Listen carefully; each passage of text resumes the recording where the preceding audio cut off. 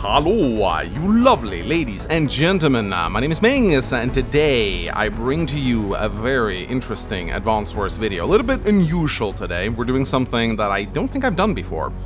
Normally, when I do my Advanced Wars replays, I like to pick the top or at least high-level games, you know, to see the best players go at each other, because, you know, those games tend to be more interesting, tend to have cooler moments, more advanced strategies, and you know, it's nice to try and pick them apart and learn from them. However, that's not what we're gonna do in this video. In this video, we're gonna go completely in the other direction. We're gonna go all the way down to the 800 MMR range. Now, when you sign up for the Global League, you start out with a rating of 800, so that means you're a complete beginner. I don't think both these players have played a couple of games before, I think, prior to this game, but they are essentially beginner level players. And we're gonna pick apart this game, we're gonna take a look at all the mistakes that are taking place here. We're gonna try to learn from them. And full disclosure, this is one of my friends, Clockinator, playing. He's the lead writer for Andaron Saga, and he recently decided to make his debut into the Global League. So I do believe this was like his second or third game, I'm not entirely sure. I watched them all live. You can actually give vision to your friends when playing fog games if you actually want them to spectate it. And I spectated all of his games. It was really fun to see him make his debut. I think he got a little shocked, as many players tend to get when they start playing competitive Advanced Wars, because you think you know a lot about the game because you played it. But then you actually make your debut and you realize that you don't know anything about the game at all. It can be very, very daunting. But props to Clockinator. He made a debut, and I do believe he keeps playing. Yeah, I'm going to take a look at his side of the game specifically.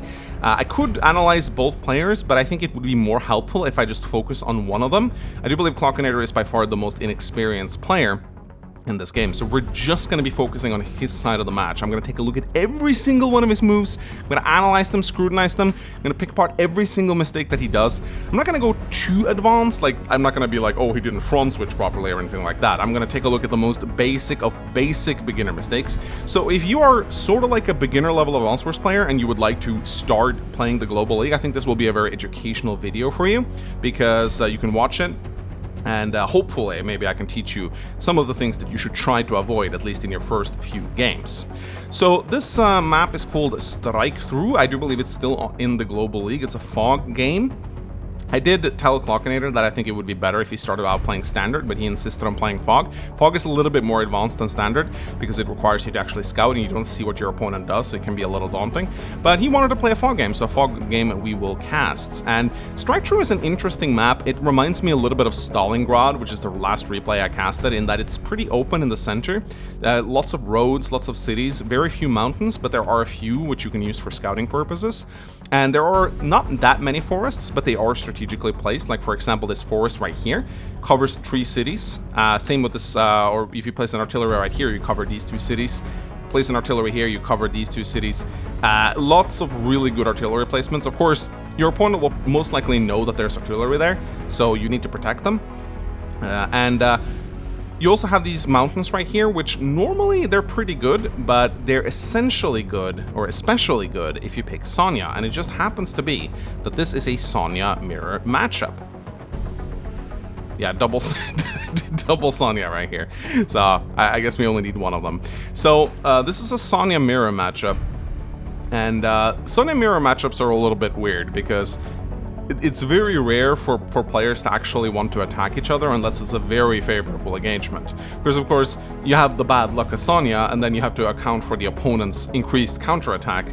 So Sonya mirror matches can be a little stally sometimes, with both players not really wanting to attack each other. And you rarely see Sonya in the Global League anyways. It's not normally a problem. But I must admit, I don't think I've ever had a Sonya mirror match in the Global League before. So it's very confusing, because both players can't see the other player's HP, so it becomes like a complete mess. It's a weird matchup, but then again, this is a noob game, so, you know. That being said, though, this may be a noob game, but Sonya actually isn't bad on this map. In fact, I do believe she has a very high win rate in Tier 3 here in Fog. Reason being is this mountain, or these 2 mountains right here. Normally when an infantry is on a mountain, you can see they get 1, 2, 3, 4, 5 vision. Sonya gets 6 vision, so she actually scouts both of these cities when she has an infantry on this mountain, or in the case of yellow here, an infantry on this mountain will scout these 2 cities, which is actually pretty good. That grants you some additional intel, which can be nice. And just like Stalingrad, once you break down these pipe seams, you will be able to send bombers into the middle. And one thing that you have to keep in mind with Sonia is that her bombers are very strong when she pops her counter break, because anti-air can't really touch them then. So, yeah, Sonia mirror match, interesting. I say we just get into it, ladies and gentlemen, and let's just see how Clockinator plays. I'm going to be looking at things like capture chains, how he moves his infantry, what units he decides to build, and let's just see what he decides to do, shall we? So, again, we're just watching Clockinator's point of view here. Not Nero Sonbolt, his opponent, just Clockinator. Let's see what he decides to do. Now, I do believe, for some reason, I still see whatever units are built, or I see that the bases are building units. I do believe I can turn this off. I'm not entirely sure. But we could do show weather part movement. I don't really know. There's a lot of really cool, options in the replay viewer here. I don't know if I can turn off whether or not the bases are building something, but I assume we can always assume that the bases are building something. So, anyway, so Clockinator moves out with his infantry again. Not a bad first move. Again, I really am going to scrutinize his first movements really heavily to see if he makes any mistakes. Normally, I just skip over this phase, but it's a NOOB game, so I really want to get it. So, yeah, I do seem to see whenever Nero Sonbolt is actually moving his units. That's interesting. So, yeah, already first mistake right here. So this is something I used to do a lot back in the day. City skipping. So already Clockinator decides. I think the idea, and this is something I said in the past too, that you should always like rush contested properties, like always rush for the contested properties. And this seems good on paper because if you capture the contested properties first, it's easier to hold on to them. But what this loses you out on is an early income advantage, and that is absolutely devastating if your opponent decides to rush you with tanks or whatnot. If you don't capture the city early on, that's an 1,000 income that you're giving up every day it's not captured. And that 1k can really make up a big difference if you do it with several cities, for example. You might lose out on a tank, for example. Your opponent can have 3 tanks to your 2, and then it's just GG. So against a skilled opponent, you will get punished really hard for city skipping. Some higher level players still do it on certain maps if they think it's going to give them an advantage, but that's usually very advanced level playing. So yeah, here Clockinator just straight up skipping the city. He's going for the airport early on, which I don't necessarily hate it, but I think I would personally go for the city instead and try to work my way down here. This airport, you can build early game battlecopters as Sonia. It's not necessarily bad, but you have to break down this pipe seam before they can reinforce. So I personally like to wait a little bit with this airport, but it's not a bad decision really. It's not like it's going to cost him any income or anything like that. So, all right, so forgive me, got a little bit of a cough today. So Clockinator once again moves. He goes for the airport. All right, so far so good. Makes sense to capture the city. All of his other infantry movements are okay, and he builds a recon. Yeah, I don't hate this early game recon. It's a day 4 recon. It's all right. Like Sonia recons are pretty good. They got a lot of vision, as you can see, 6 vision. That's as much as an infantry in the mountain. Sonia infantry in the mountain, that is. You can certainly see a lot. I personally like building tanks as Sonia because they have 4 vision, which is almost as much as a baseline recon. So I really don't feel like building Sonia recons, but let's see what he does with it, shall we? So, so once again, Clockinator finishes capping here. Finishes capping his airport, sends his recon down along the road. I don't really have any complaints here. And yeah, I'm just going to skip his turns. There we go. So on day 5, Clockinator decides to send his recon down here. I mean, this is fine. You know, when you build an early recon, you want to try to harass some infantry with it. I find that on Strike True, the conflict is almost always in this area of the map because player 1 will usually pressure the comm tower. And because he has a tempo advantage, I like every single map that I played on Strike True have ended up like with the majority of the conflict around this area right here. So we'll see if this is going to be true for this game as well. So Clock goes for the comm tower. Again, I disagree with this. The comm tower, I mean, this still allows him to capture the city if he wants, but going for early comm towers, unless you plan to do a lot of harassment, is not something that I would recommend personally. The comm tower gives you 10% firepower, which is okay. It can be nice. Like if I play Jess, for example, I tend to rush it early because that means that my tanks can two-shot tanks on cities, which is nice. But otherwise, I would probably go for an income lead rather than a comm tower. Income's gonna do a lot more for you. So, but yeah, Clockinator captures more cities. Okay, most of his captures seem fine aside from that early one. But yeah, so here he base skips, and another very, very big mistake here. So this is not recommended. And again, you remember what I said about skipping the city? Clockinator wouldn't have had to base skip here if he had captured the city early on. He would have been up 1,000 income, and he would have had money for an infantry here. As a result, because he didn't do that, he now has to build a tank and base skip to get that tank out. Now, following up a recon with a tank is definitely a smart move. You know, it's kind of like D just says. He says, you know, the recon is the nail and the tank is the hammer.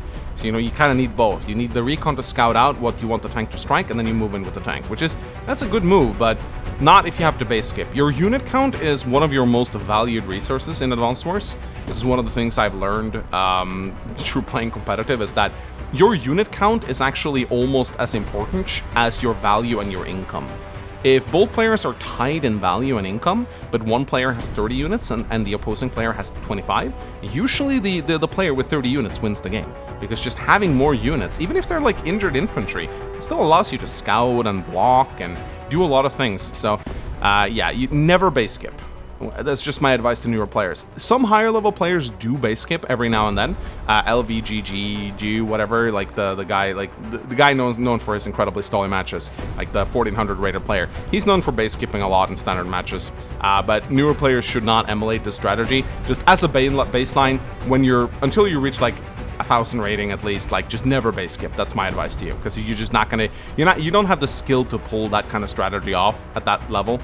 I do believe Clockinator simply just miscalculated, though. I do believe he told me that was an unintentional base skip. Like he didn't actually mean to do it. He just messed up.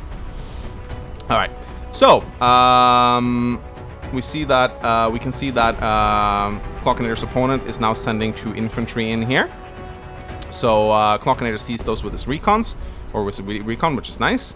And he can deny the comm tower, which is nice. He can also deny just a regular one. But what's very important when you do this is you need to count the spaces from the base. So you always got to do this. So count the spaces.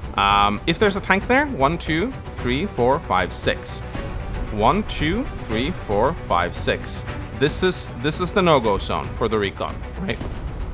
This is the no-go zone for the recon. You have to always count the amount of movement from your opponent base and see, okay, when can a tank strike my recon? Now, you might still decide to go for it, but it's a big gamble, so you got to be very careful. And yeah, so Clockinator has to go in here. This is actually not a bad move, because at this point, there's probably no tank coming out. If there's a tank on the base, 1, 2, 3, 4, 5, 6, it's not going to strike the recon. And he gets a nice shot off on the infantry. If there is an enemy recon here somewhere, it's not going to want to attack this Sonya recon on a city. It's going to take more damage than it deals, because the Sonya recon has 50% increased firepower on counterattacks.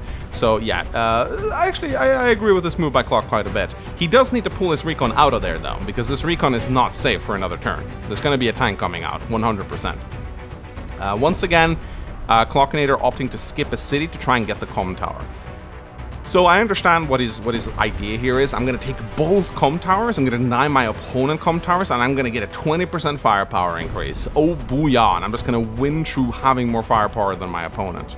This seems good on paper, but in my opinion, it never works out in practice. You're not going to be able to hold on to 2 comm towers. Your opponent will take them from you sooner or later. And then you've thrown away a bunch of units and value to try and hold on to a comm tower that will inevitably fall to the enemy, and then you're behind on both unit count, value count, and income, and you're just in a really bad position. Now, I'm not saying necessarily that rushing this comm tower is bad. It gives your recon a bit more of a bite, counteracts some of Sonya's like bad luck damage. But what Clockinator is doing here, I can tell you 100%, it's not going to work. He's not going to be able to hold both comm towers. That just won't happen. And he's giving up a lot of income here to try and secure that hold. Now, imagine if instead of skipping the city and getting this comm tower, he would instead just capture 3 cities. He'd be up 3,000 income. And that would have been huge. That's a lot of money. That's a lot of money. That's almost a tank every other turn. So that really adds up over the course of the game. So Clockinator building some tanks. He's sending the tank down to the south to follow up his recon. I don't see anything terrible with this capturing right here. Yeah, so interestingly enough, Clockinator's opponent actually does attack his recon. Probably because he's a very new player and he didn't realize how bad of an engagement this is. Keep in mind though, neither of the players can actually see their opponent's HP. So I guess Clockinator's opponent didn't realize just how ineffective this attack actually was. He would have just seen it as a question mark. But here we see, like, this is just terrible. You wouldn't want to do this as a regular CO. With Sonya, it's even worse because Sonya has that 50% firepower. So yeah, this terrible. D just seething and coping right now. Like he would be so mad. Now we do see what's going on in the fog here ever so slightly. I don't know if I can turn that off. Maybe someone in the comment section can tell me, but that's how it's going to be for now. So Clockinator's turn coming in here. And let's see what happens, shall we? Let's see what he does with his recon. So what he needs to do now, he needs to move his recon back. I have a feeling he's not going to do that, but let's see what he does. So yeah, Clockinator tries to go for both of the com towers, and yeah, he shoots on the infantry. He just has to take that infantry out. So this is already a big mistake. I know there's probably a tank here. Probably a tank, and that recon is going to die as a result. So he got greedy, he wanted to get the com tower, and as you can see right here, Clockinator's opponent will be able to interrupt his com tower. It's not going to be able to hold on to it. Let's see what happens. He decides to go for a city that is, I believe, on his opponent's side. These two cities are pretty contested. I do believe like this city belongs to blue, this city belongs to yellow. So again, he might be able to take it. I'm not going to say it's a bad move. Sends his tank down, his infantry down as well. Builds an APC. Okay. All right. Day 7 APC. It's a bit of a weird build. Normally, if you want to get transports out, you get them out early. I would surmise that Clockinator felt really confident here, so he felt like maybe a transport would be nice. It also allows him to like send this infantry forward.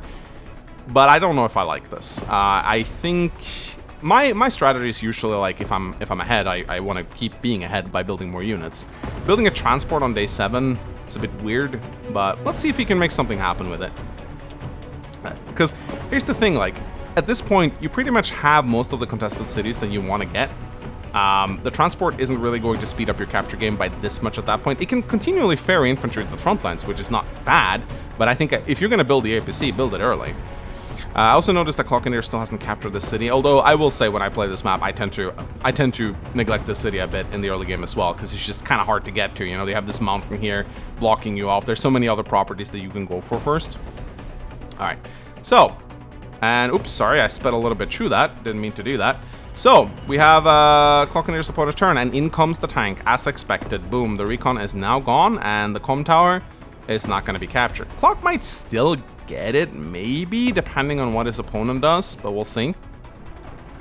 But yeah, as I suspected, you know, like he lost his recon, and in comes actually an infantry here, so that's interesting. I guess, yeah, a really bad move. You never want to do this. Like, I know I'm picking apart Clockinator's moves, but I just want to tell you guys just how terrible it is to move your infantry like this.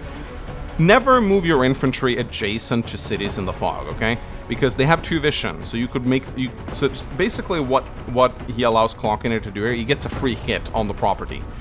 If he moves his infantry like this instead, Clockinator has to move off his property to attack him, foregoing the 3 defense stars. Since he's Sonya, he doesn't even need to do that.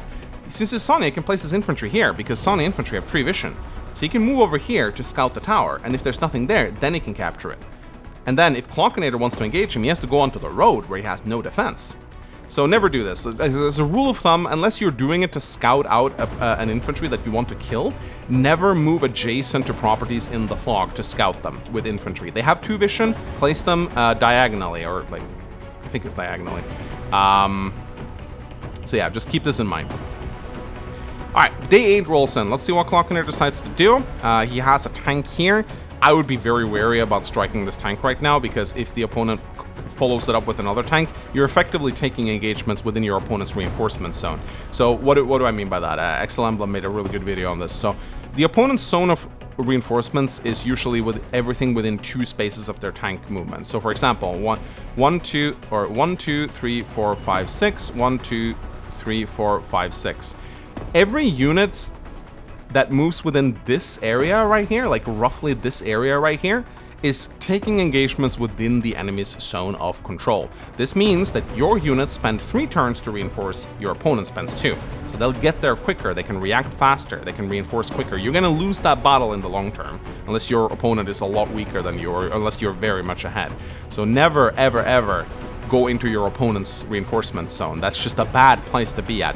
Draw them back, force them to fight in the middle, or even better, draw them back to your base where you can reinforce and surround them. Much better. But let's see what Clockinator decides to do here. Will he be able to resist the temptation of eating the free recon?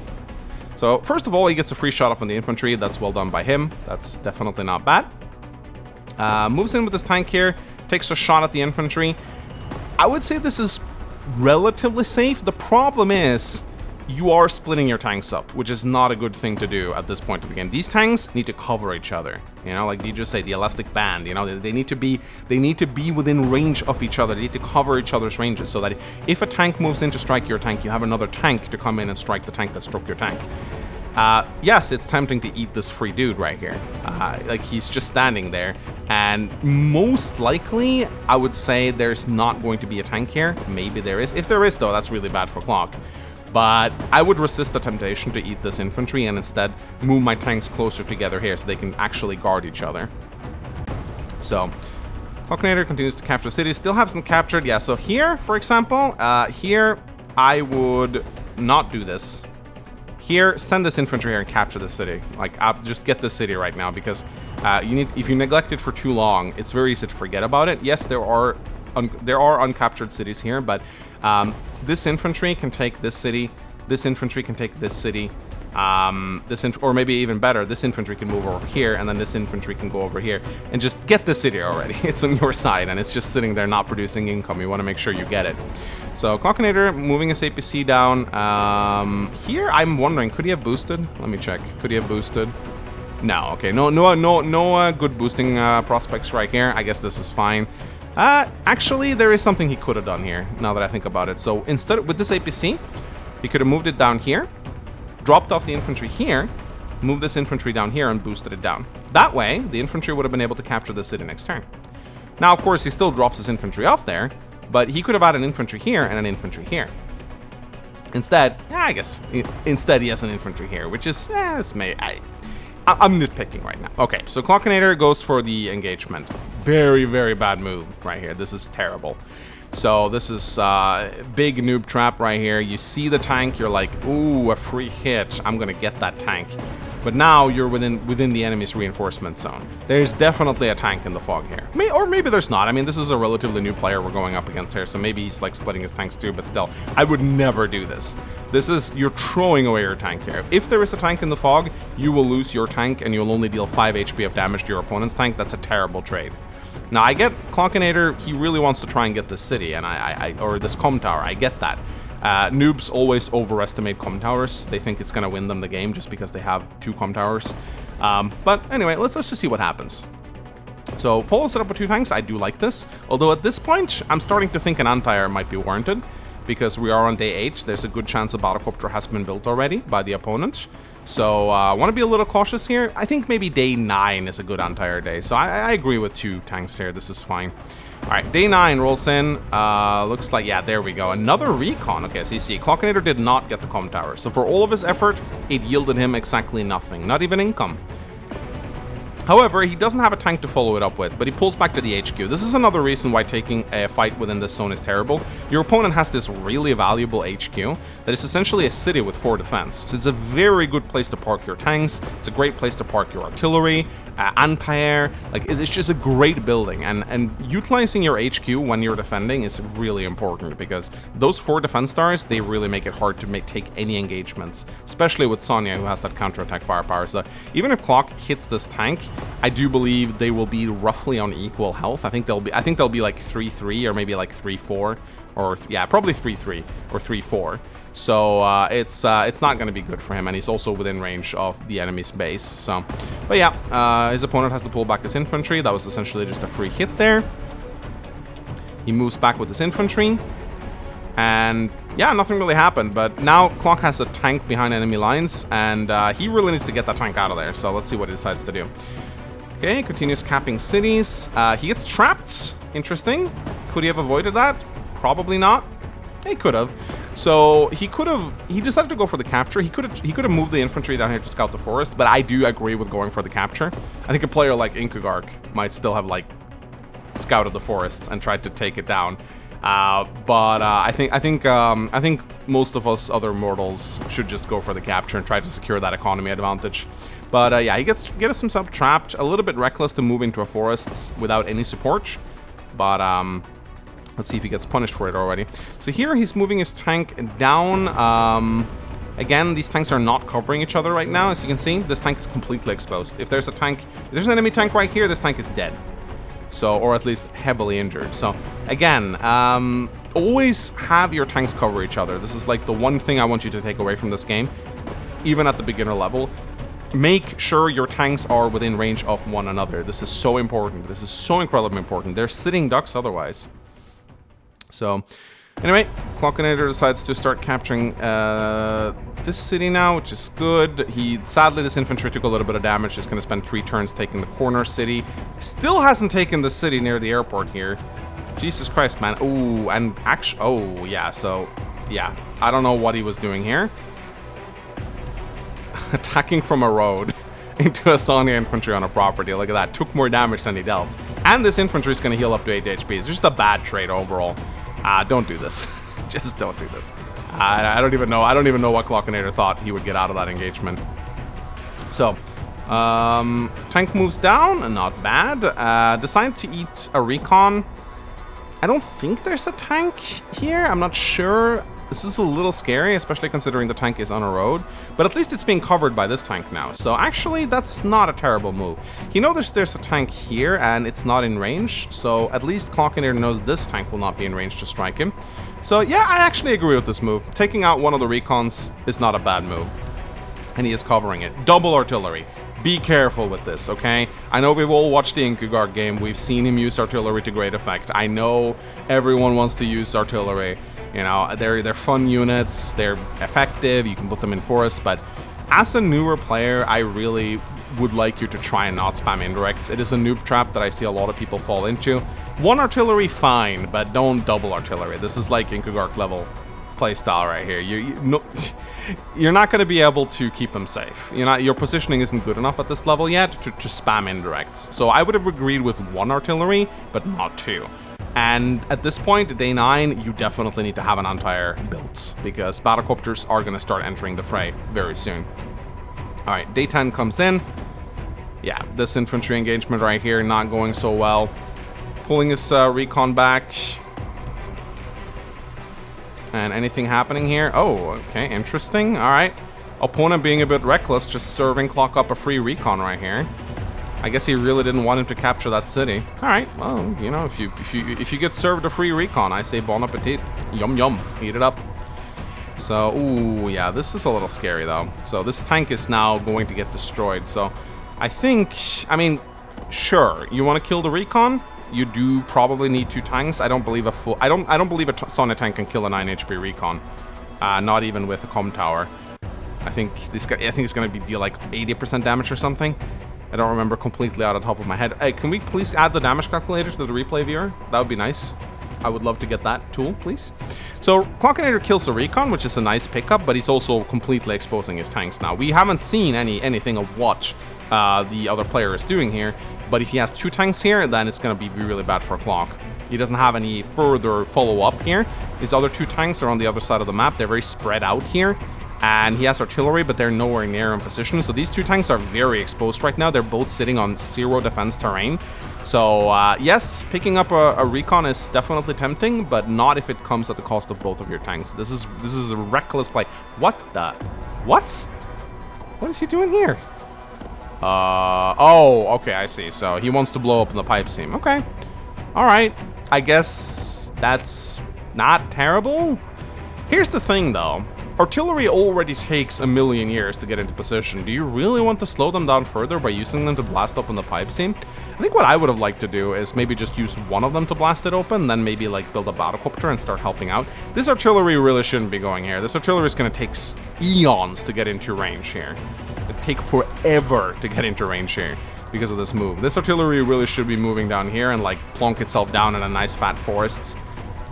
Sure, you're gonna get the pipe seam open, you're gonna be able to reinforce quicker with battlecopters, but I don't really agree with this move at all. Also, this city is still not captured. Okay, finally starting to capture those cities, that's good. Pulling his tanks back, that's good. I want to see a regrouping right now. These tanks still not covering each other, by the way. If I don't think this tank is going to get attacked next turn, but just in case, always cover your tanks. Always cover your tanks. So, but we'll see. Right now, I want Clockinator to group his forces together here in the center and attack. That is what he needs to do right now. Builds a battlecopter, and oh my god, stop it. No, no, no, no, no, no, no. Please do not. Stop it. You're not Inkugark. Stop building. Don't build 3 artillery. Like, just don't. Don't do this. This is a terrible idea. I also don't really know what this APC is going to do. I'm guessing he wants to ferry some units over here, but honestly, like, you have this APC right here. Build an infantry. Get the infantry over here and cap this damn property already. This APC is basically being useless right now. It's not doing anything. All right. Infantry goes down. Anything else? Oh, okay, actually moving in to capture Clock. I don't think he can interrupt this. I mean, he can with this tank, but that's really risky. Let's see if Clockinator decides to take the bait. This is bait. This looks like bait to me. He wants to draw Clockinator in. Probably has a bunch of units here in the fog. He wants to drag him in and crush him. So let's see what happens here. All right, day 11 rolls in. This is a crucial part of the game. You have, like, all these tanks here. You have artillery. Currently, your army it's strong in value, but it's terrible in, it's terribly positioned. Right now, your #1 job should be to get all these units together in attack formation, artillery behind the tanks, get your infantry together, followed up by a battlecopter. And what you want to do is not attack here, I'd say, because the HQ and the base, but attack, like, these properties right here in the center. Go for a center attack. That's what I would do. So, oh no, oh my goodness, Clock, what are you doing? Oh my god, oh god, the overextension, that's gonna cost him. So yeah, right into artillery range. Okay, I get it. You got 3 tanks, you see a tank right here. It looks tempting, you know you can kill it, but by the gods, you have your opponent's base right here. This is the no-go zone. You guys seen that cringy TikTok video of the people going like, no, don't touch me there. This is my no-no square. This right here is the no-no square. You don't touch the no-no square, okay? Get out of the zone. Okay, sorry, that was incredibly cringe, but I wanted to, like, I really wanted to strike this point true. This is the no-no square, okay? Clockinator is now deep into the no-no square of the enemy, and I expect all of his tanks are going to get destroyed next turn. So, let's see. Okay, so yeah, this tank gonna be picked up by the artillery. Again, this HQ right here is such a good position for units, you know. You plonk down the artillery on it, even tanks are not really going to be able to hurt it. Even if you move in with the tank and attack it, it's going to heal itself up and strike next turn. So it's a perfect position. This one HQ makes this area so much easier to defend overall. So let's see what Clock decides to do here. Again, this is the thing I love about Sonya, is the fact that she can scout cities from 3 tiles away with her infantry, which is really nice. Oh no, don't do it, Clock. No, don't. Oh my god, his tanks. So yeah, his tanks are just sitting ducks right now. This tank completely isolated from his other 3. None of the tanks are gathering it. You have 3 artillery right here who are just sitting around doing absolutely nothing. They can't help out of here at all. It's going to take them like 3 days to reach the center of conflict. By that time, these tanks are all going to be grinded into dust. Now, I don't know how good Clockinator's opponent is right here. He seems to be a little bit better than him, but I do believe he's going to punish this pretty hard. Not taking the city yet, by the way. I just want to point that out. It's still not captured. Okay, here we come. Punish the turn, ladies and gentlemen. So artillery attacks the tank. Yep, battlecopter. This is what happens when you enter the no-no square. Also, no anti-air for Clockinator yet. Oh, another tank. Yeah, boom, instantly punished. Oh, another tank. Yep. Ah, okay, goes for the... yeah, keep in mind, though, they don't see each other's HP. So I would have attacked the 5 HP tank, but keep in mind, we have the power of hindsight and replay viewer. These guys don't see each other's HP, which might influence their decision-making. Yeah, boom, that tank goes bye-bye. Okay, I thought he'd be punished harder, but I guess he didn't have that many units. Okay, never mind. Here's a tank and a recon, so he's actually building units on the right-hand side right now. Okay. Yeah, this is looking pretty nasty right here. Okay, finally he decides to go for the city. APC, by the way, not being used at all. Come on, boost it. So yeah, at this point, move the APC over here and boost it. Get some use out of it. He's moving his artillery. Don't really know why he's moving it over here. Move them down south at this point, since they're already on this side of the map. Pulls his tanks back. That's good, but they're still in danger, though. That's the thing. Like, 6 HP tank, 5 HP tanks. Sure, they're getting reinforced. They're getting repaired every turn, but they're still in danger at this point. They're still within range of the enemy. This is not a bad move, though. This is like one of the first moves of Clock with his artillery that I really like. This is a good positioning of the artillery. Here, it will strike any tank that comes to strike his tanks. And he has a battlecopter to follow it up with as well, which is nice. Even goes for the city. This could be a free capture right here. If his opponent doesn't have any units on this side, this could just be a free pickup, which you should definitely try to go for free pickups whenever you can. So, oh, in comes the bomber. Okay, I don't hate this move, especially considering Clockinator's counter break is about to pop in. And once Sonya pops her superpower, her bombers effectively can't be targeted by anti-air for a turn, which is fantastic. Just gives them a free turn to do whatever they want. Granted, your opponent doesn't have a fighter, or God forbid, like a missile, which I don't think anyone would build a missile in the Global League, but still. But I don't hate this move by Clock. Getting a bomber out is a risky play. But he does need to do something to equalize the playing field, so... And, you know, looking at their income and their value, they're actually not that far apart. I thought actually, like, I haven't been paying much attention to the value because I've been so focused on the unit positioning. But looking at their value differences, Clockinator has, like, a slight unit disadvantage. But they're actually still pretty equal as far as things go, so... Maybe I'm being a little bit too harsh on Clockinator here. So, hey, this is a move that I really hate.